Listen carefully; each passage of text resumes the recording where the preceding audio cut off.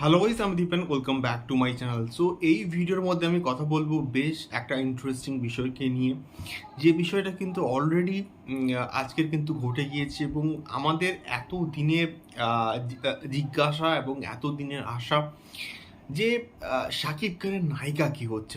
শাকিব খানের তুফান যে প্রজেক্টটা আছে, যে প্রজেক্টটাকে নিয়ে এতটা হাইপ, এতটা আমাদের আশা, যেটা বাংলা সিনেমাকে জাস্ট বদলে রেখে দেবে, যেটা এপার বাংলাতে এবং ওপার বাংলাতে দুটো জায়গায় একটা চূড়ান্ত বক্স অফিস কালেকশনস করবে, সেই প্রজেক্টের নায়িকাকে। সো ফাইনালি আমরা কিন্তু জানতে পেরে গেছি মিমি চক্রবর্তী এবং নাবিলা কিন্তু থাকছে এই প্রজেক্টটার নায়িকা। সো এই প্রজেক্টে দুজন নায়িকা থাকবে, এটা কিন্তু মোটামুটি কনফার্মড ছিল।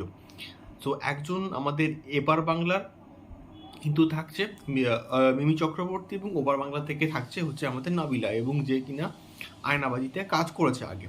সো এখানে তোমরা ভালো করে একটুখানি যদি নোটিস করে দেখো, এখানে দুটো মানে দুজন যে নায়িকা আছে তাদের কিন্তু লুক রিভিল করা হয়েছে একটু হালকা করে, যদি তোমরা নোটিস করো। তুফান যেহেতু একটা 90s দশকের একটা ছবি এবং 90s গ্যাংস্টার ড্রামা, তো সেই কথা মাথায় রেখে যে নাবিলার যে ক্যারেক্টারটা এখানে লুক প্রকাশ করা হয়েছে, সেটা দেখো একটুখানি রেট্রো লুক কিন্তু মেনটেন করা হয়েছে। মানে retro look in the sense বলছি, ওই 80s 90s যেরকম মেয়েরা যেরকম পোশাক আশাক পরতো, যেরকম চুলের স্টাইল থাকতো, সেই রকম কিন্তু লুককে রাখা হয়েছে নাবিলাকে, যেটা দেখে ভালো লাগলো যে ওই রকম একটা সময়ের ওই রকম একটা টাইম লাইনকে মাথায় রেখে কিন্তু নাবিলার হয়তো লুকটাকে ডিজাইন করা হয়েছে, এবং মিমি চক্রবর্তীকে একটা মডার্ন ওয়েতে কিন্তু প্রেজেন্ট করা হয়েছে। এবারে কেন এই রকম লুকে প্রেজেন্ট করা হয়েছে, কি এখানে কি তাহলে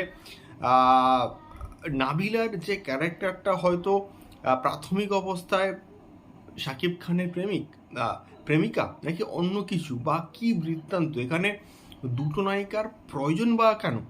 এবং রায়হান কিন্তু কন্টিনিউয়াসলি এটা বলে আসছেন যে এখানে গল্পের প্রয়োজনে কিন্তু দুজন নায়িকা অবশ্যই এখানে কিন্তু রাখা হয়েছে, এবং যার মধ্যে গল্পের প্রয়োজনেই কিন্তু এপার বাংলা এবং ওপার বাংলা থেকে দুজন পপুলার মুখকে কিন্তু রাখা হয়েছে।